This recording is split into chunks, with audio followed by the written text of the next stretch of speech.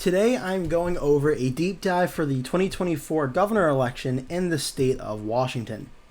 So without further ado, the state of Washington in 2020, its Democratic Governor Jay Inslee won re-election with 13.4% margin of victory.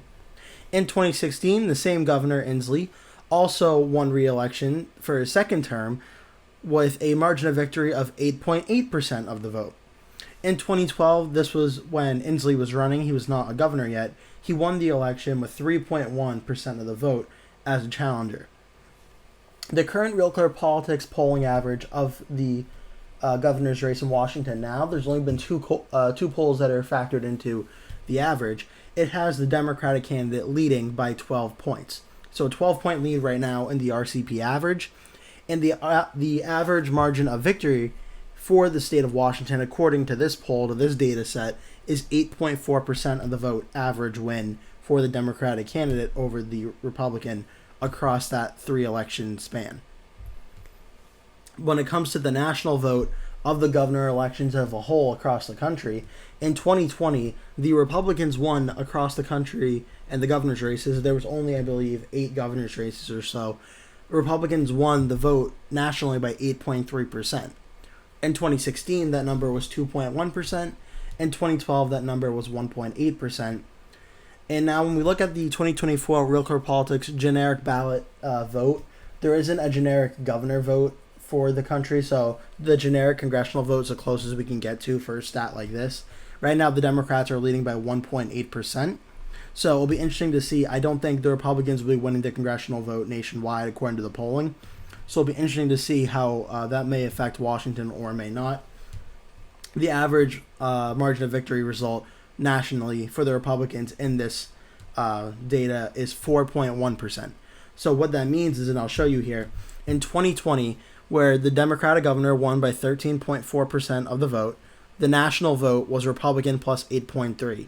That means the Democratic incumbent governor outperformed the national polls for the 2020 governor elections in Washington by 21.7% of the vote. Definitely the biggest number we see in this data set. In 2016, the governor outperformed by 10.9% over the 2.1% Republican governor numbers. In 2012, the Democratic then candidate, soon to become governor, won by 4.9% more than what the national vote was. So the average vote margin of Washington is 12.5% to the left, to the Democratic side of how the nation overall every 4 years is voting for governor of these 8 governorships. Now shifting to the 2024 aspect of this race, right now in the Real Clear Politics average, the governor's race in Washington is listed as likely D, likely Democratic. Sabato's Crystal Ball also has this race as likely Democratic. The Cook Political Report also has it as likely Democratic. Race to the White House, a very good website, has it at lean Democratic. So the consensus among these polling sites, 3 and 1, is that it is a likely Democratic governor's race. And it is worth noting the 2 candidates in this race. I have not done this for the presidential race because the 2 top candidates are well known. The governor's races and Senate races, not so much. On the Democratic side, it is the Attorney General of the state, Democrat Bob Ferguson. On the Republican side is a former Congressman, Dave Reichert. He is a Republican. These are the 2 candidates. I was also reading just some information about the 2, and it is worth noting that Reichert is considered more of a moderate Republican than a Trump-friendly Republican, which could lead to a Democratic state like Washington perhaps giving him a little bit more support than, say, a Trump-aligned candidate that seems to do electorally pretty bad in a lot of very heavily Democratic states. So I just wanted to point that out real quick.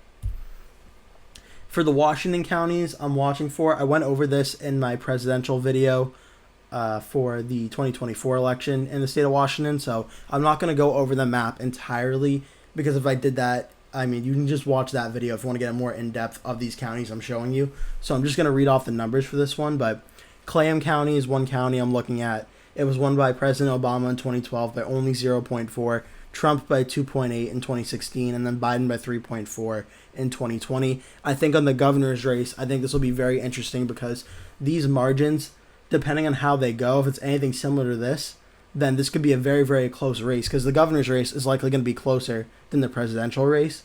and typically down ballot in Democratic states. That usually seems to happen. So that'll be an interesting one to watch to see if Reichert is able to maybe outperform Trump in that county.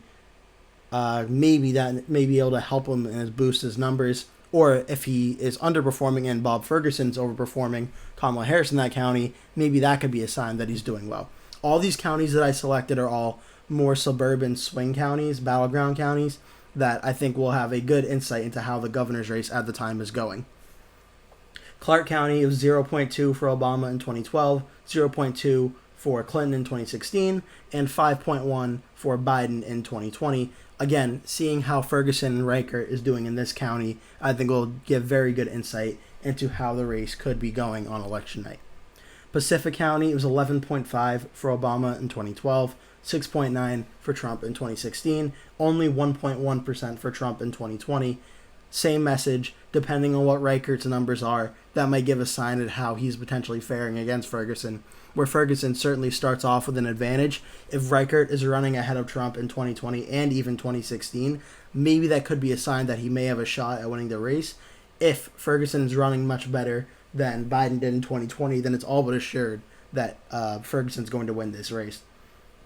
Mason County, 7.5% Obama in 2012, 6% for Trump in 2016, almost 4% in 2020 for Trump. Another one, same message, looking to see the vote margins.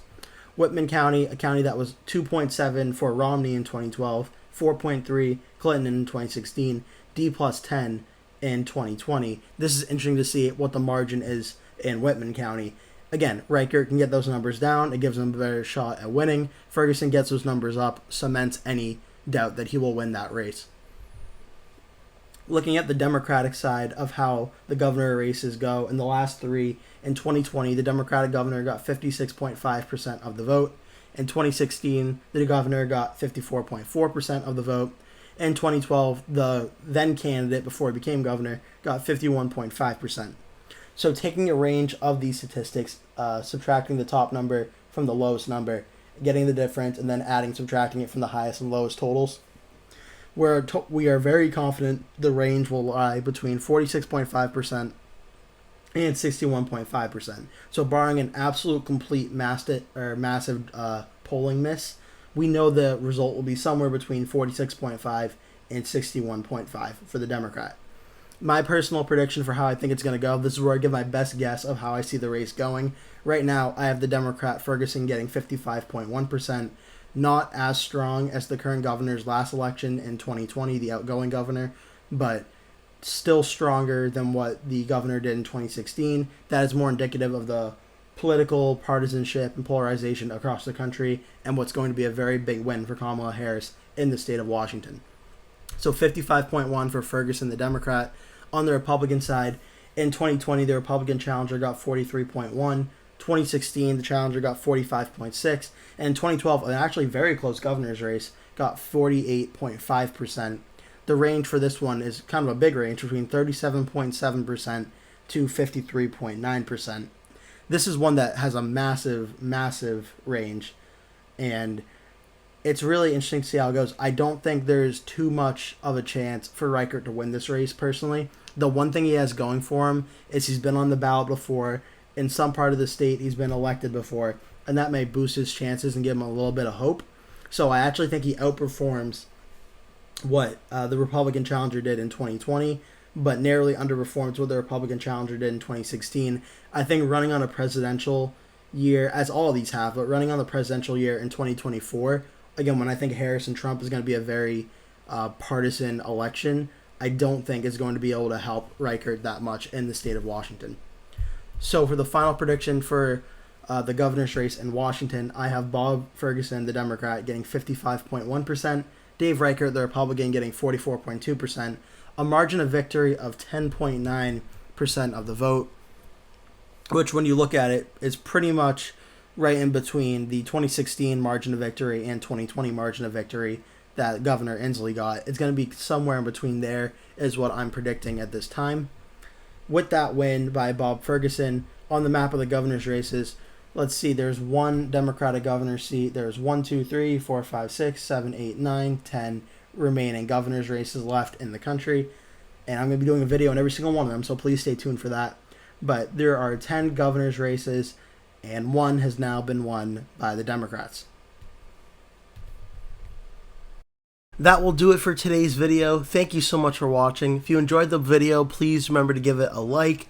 And if you really liked it, please remember to click the subscribe button.